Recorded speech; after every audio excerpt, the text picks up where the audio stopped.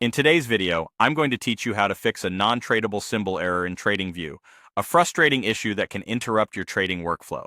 Let's walk through the steps to ensure you're set up correctly to trade the instruments you want. First, it's crucial to check your broker's data subscription.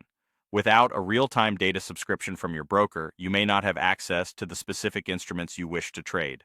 It's a common misconception that TradingView's paid plans automatically provide this, but remember, exchanges often have separate fees for data access. To enable this data, you'll need to log into your broker's client portal. Let's say something like AMP Futures Client Portal, just as an example, and complete any required steps to set up live trading for the asset or exchange you're interested in. This often includes activating the data feed for specific exchanges, a step you don't want to overlook. Next, let's make sure you're using the correct symbol.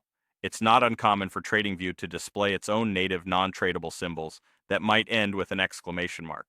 These symbols are typically not tradable when you're connected through a broker. What you need instead are the broker-specific symbols.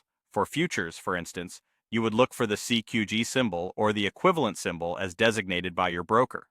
These can usually be found in areas like your broker's margins page or within the symbol search menu on TradingView itself.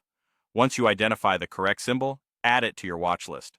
This way, you can easily select a tradable asset from the search results or your watch list, assuring you're set up with the correct data. Lastly, you'll need to verify whether the instrument itself is supported for trading.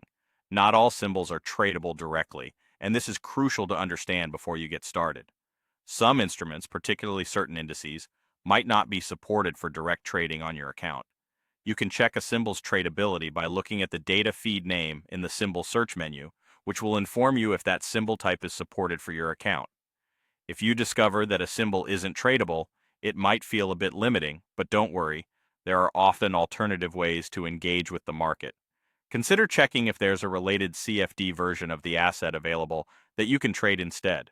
By ensuring your broker data subscription is active, using the correct broker-specific symbol and verifying instrument support, you should be able to resolve that non-tradable symbol error in TradingView and continue trading smoothly.